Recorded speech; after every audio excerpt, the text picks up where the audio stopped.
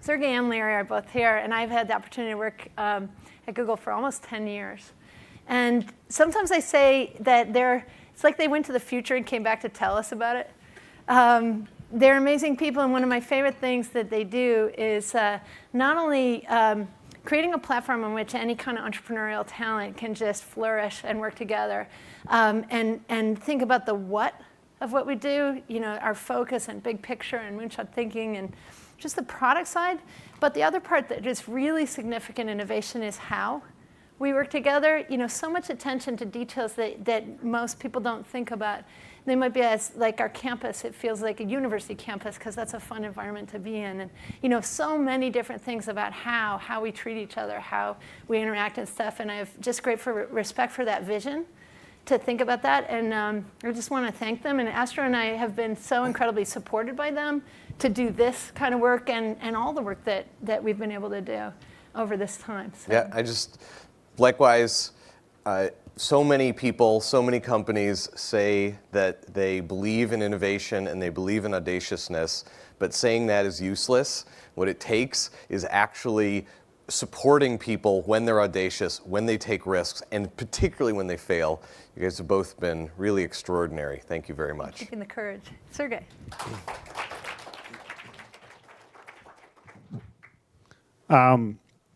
First, thank you all for coming here. And it's, I always forget kind of after a year how inspiring having such a collection of people together is.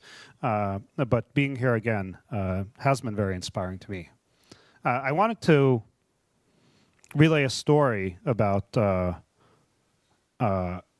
why it's so exciting to have a group of people with such large ambitions on working on really important problems, and how it doesn't always come naturally to people to do this. I mean, I think this group is very special. I think there are many other people out there who can be inspired by that, and I think refocus a lot of the world's energy on some of the largest challenges that we face. But I want to start back just about nearly 20 years ago now, when I was just a student, a grad student at Stanford. I see Anna knew me back then. I see her in the audience now. And I've recounted the story only once. I don't think many people know it. But it relates to the fax machine and how a single fax kind of allowed Google to be born, or the failure of a single fax. So back in, after I started at Stanford early on, obviously the web was a big deal. This was sort of 93, 94, and it was exciting for everybody.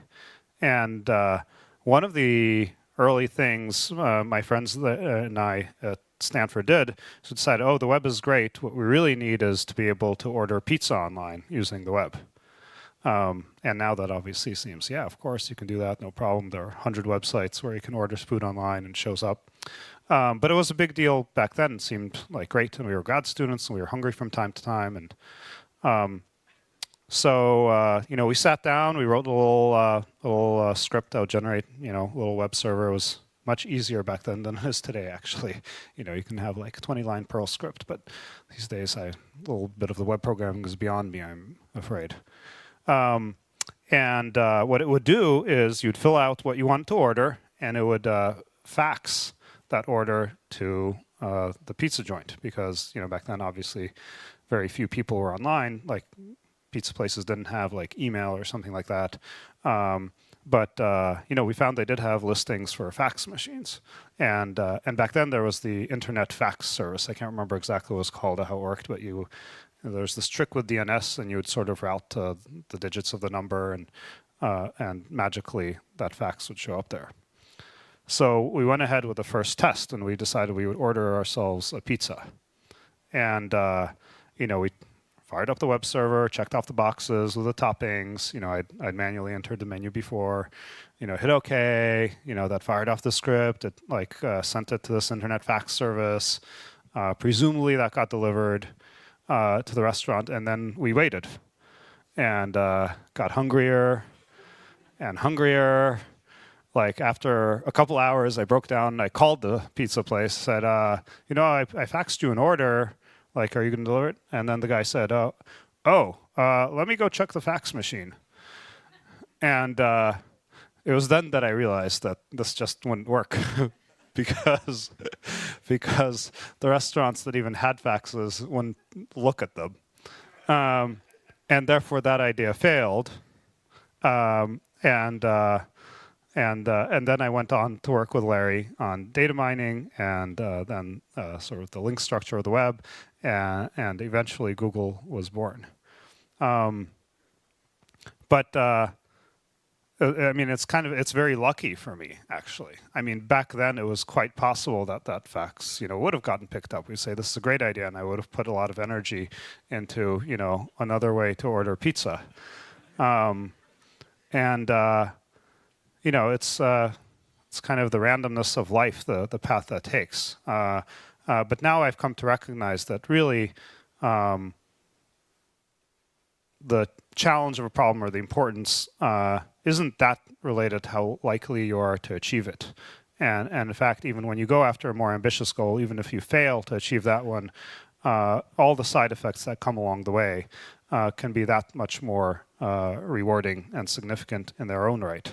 And so, I feel lucky that I fell into doing something that I feel really matters, getting people information around the world about anything. I wish there was a way to convey that to the world at large. Obviously, all of you already have this religion, but it's very rewarding when you work on something you think is going to make a big difference. And yeah, it's a little bit harder, but I think the passion that one might bring with it brings so much more energy to that you're more likely to succeed. Anyway, I want to leave you with that thought. I want to share one other thought because, and I think Vinod summarized it nicely.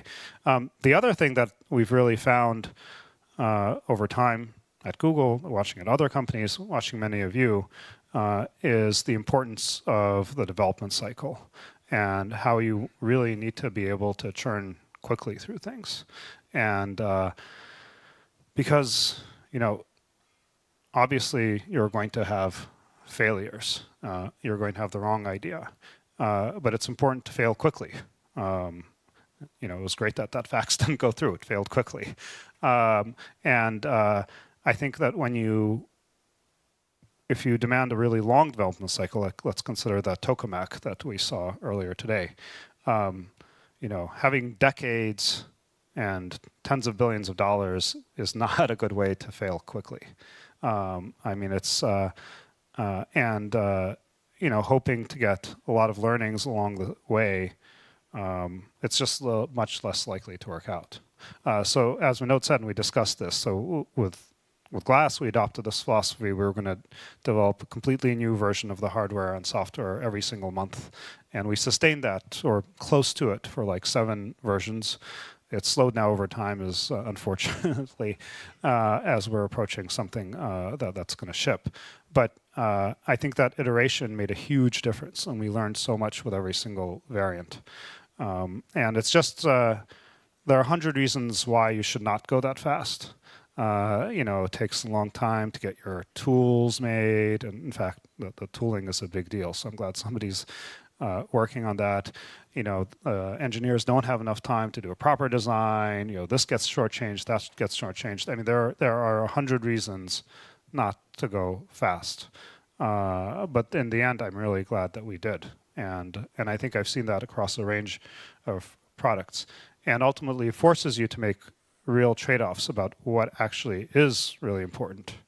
And things that you might have held very dear, say, well, maybe that's not really the key thing. And maybe what we can get in this next month is the really important essence of this thing we're trying to create. So anyhow, with that, I just want to wish all of you luck with your various projects. And it's amazing to see the passion that all of you have. And And I'm really excited to see it flourish and all of these ideas come to reality. Thank you.